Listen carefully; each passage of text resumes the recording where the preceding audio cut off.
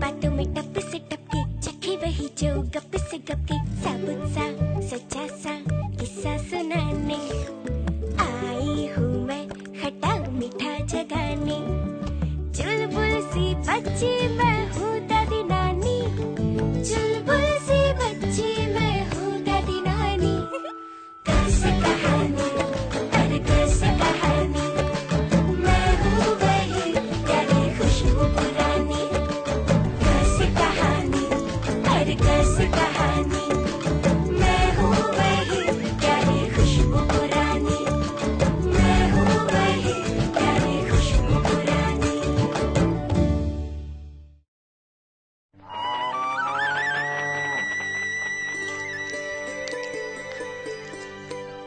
अम्मा, मुझे बाबू के साथ नहीं खेलना। मुझे भी। तो मुझे कौन सा खेलना है? ये तो बड़ी अजीब बात है। ऐसा क्या हो गया मेरे प्यारे बच्चों के बीच जो एक दूसरे के साथ खेलना ही नहीं चाहते? बाबू हर बात में लंबी लंबी डींगे हाँकता है, कहता है हर मिनट में 200 गोल कर सकता हूँ। 200?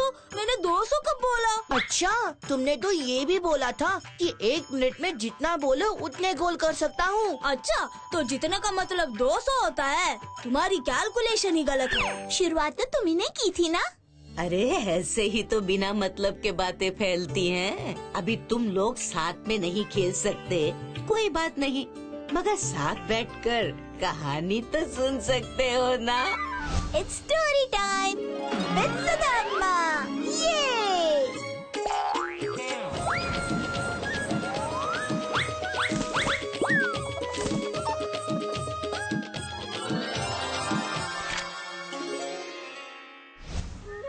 विजयनगर में एक औरत रहा करती थी, संतोषी बुआ, जो बहुत ही बातूनी थी। उसे बातें करना बहुत ही पसंद था। वैसे तो पड़ोस में सुई भी गिर जाए मुझे कोई मतलब नहीं। आजकल सुरेश के घर हर रोज मेवा मलाई चल रही है, पर मुझे क्या।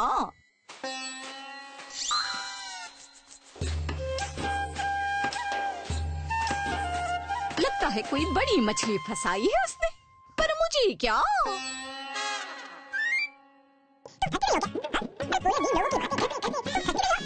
पूरे गांव में यहाँ क्या वहाँ क्या सबकी खबर रखती है और फिर बोलेगी मुझे क्या।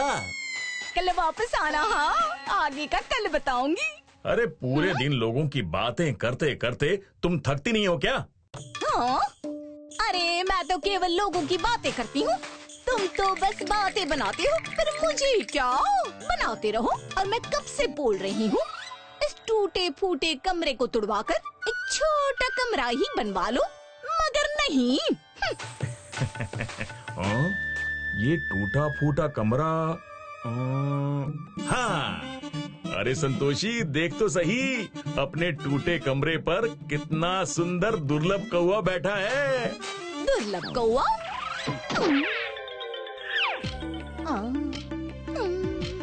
ये कैसा दुर्लभ कौवा है जिसके दर्शन ही दुर्लभ है?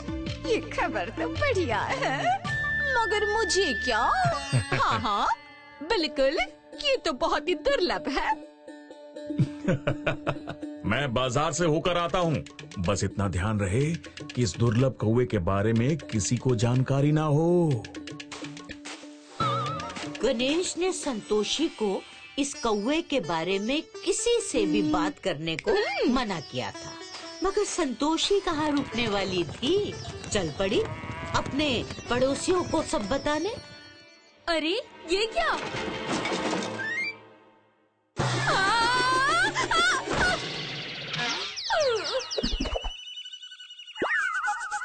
संतोषी तुम? अरे ऐसे कौन आता है?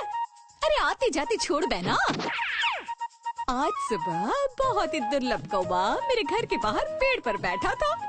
हाँ दुर्लभ कौवा, पर मुझे क्या, मैं तो देखते ही भागी भागी तुम्हारे पास आ गई। ऐसा क्या दुर्लभ था उसमें? अरे सफेद कौवा था। सफेद कौवा? इतना बड़ा कि भैंस जैसा बड़ा। भैंस जैसा? इतनी लंबी सींग, इतनी लंबी पूंछ। हाँ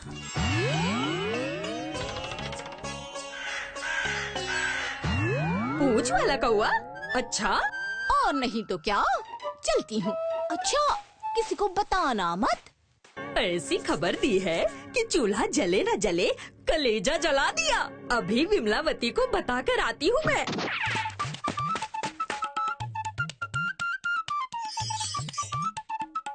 अरे तुम यहाँ चूड़ियों को चमकाने में लगी हो और वहाँ संतोषी की चमक से सबकी आंखें चौधियाने वाली हैं। क्या कहा? अरे उसके घर के छत पर एक सफेद कौवा बैठा था। सफेद कौवा, बड़ा सा। ये बात बस मैं तुम्हें बता रही हूँ, किसी को बताना मत। हाँ, यानी कि मेरी दादी ठीक ही कहा करती थी, जहाँ कोई सफेद कौवा दिखाई दे वहाँ अवश्य ही खजाना छुपा होता है।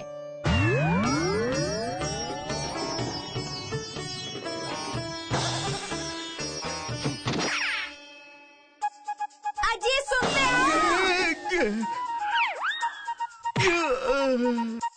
हाँ? जब भी कुछ लिखने वाला होता हूँ तुम सत्यानाश करने आ जाती हो। हाँ, सत्यानाश तो हम सबका होने वाला है। वहाँ संतोषी और गणेश बिना एक तिनका उठाए खजाने के मालिक बनने वाले हैं। तुम और तुम्हारे सपने। अरे सपना नहीं, सच कह रही हूँ। उनके घर पे आज एक दुर्लभ सफेद कौवा बैठा था, जो कि बहुत बड़ा था। अरे यूँ कहो कि ऐरावत ही था वो, जिसका मतलब साफ है कि उसके घर के नीचे बहुत सारा खजाना छुपा हुआ है। क्या ये बात है?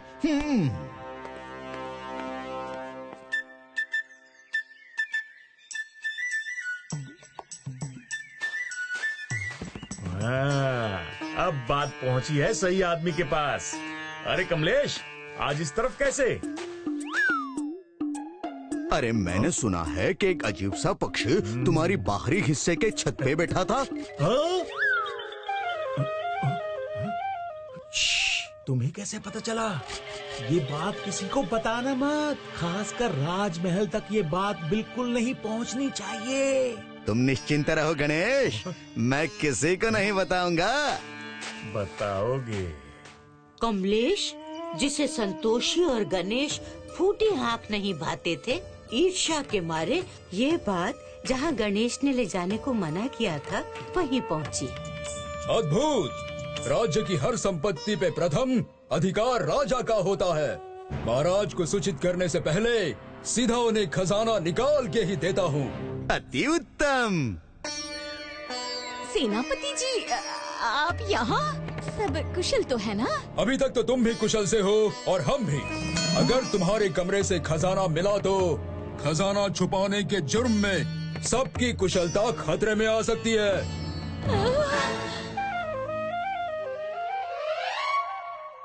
सिपाहियों, तत्काल उस टूटे कमरे को खोदने की तैयारी करो। क्या? आखिर वहाँ खुदाई शुरू हो गई। पूरा गांव खजाने के इंतजार में वहाँ खड़ा रहा।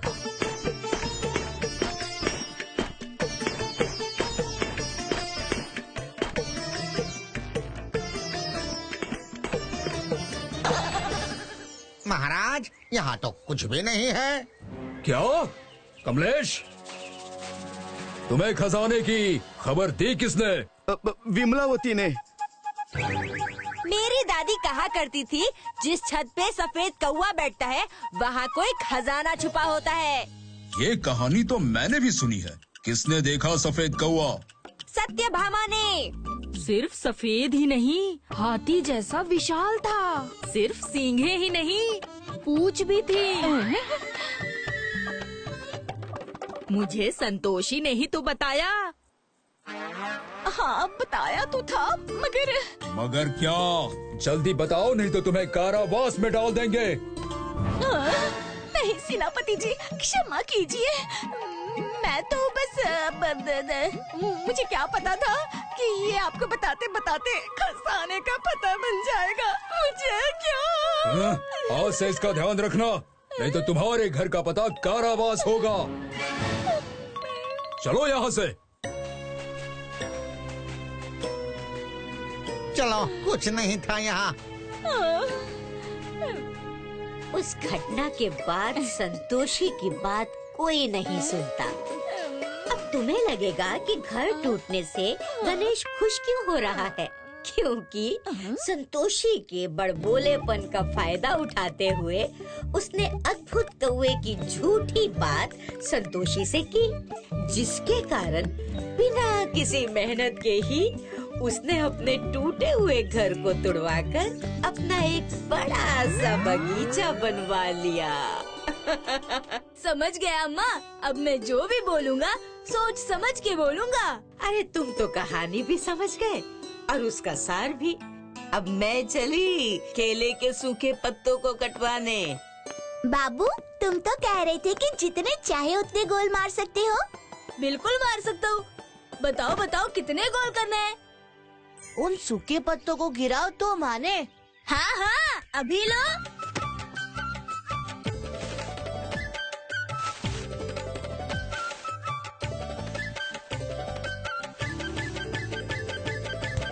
अरे ये कैसे हुआ? घंटों का काम मिनटों में कैसे हो गया? वो मैंने नहीं, आपकी कहानी के गणेश ने ऐसा किया है। जैसे कि उसने अपना पुराना कमरा संतोषी की बातों से तुड़वा दिया, वैसे ही मैंने आपका काम बाबू से करवा लिया। अयो, तुम लोगों ने मुझे ट्रिक किया? ट्रिक नहीं किया बाबू, कहानी से कुछ तुमने सीखा और कुछ इन्होंने। बातों ही बातों में टप से टपके, चखे वही जो गप से गपके, साबुत सा सच्चा सा किस्सा सुनाने आई हूँ मैं खट्टा मीठा जगाने। चुलबुल सी बच्ची मैं हूँ दादी नानी, चुलबुल सी बच्ची मैं हूँ दादी नानी।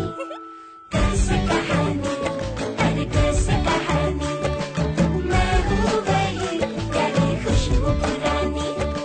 चुटकी सी बातों में बड़का सच बोलूंगी, झोंका बन आऊंगी, एक खिड़की खोलूंगी, उंगली पकड़ के संग संग चलूंगी, खूब खूब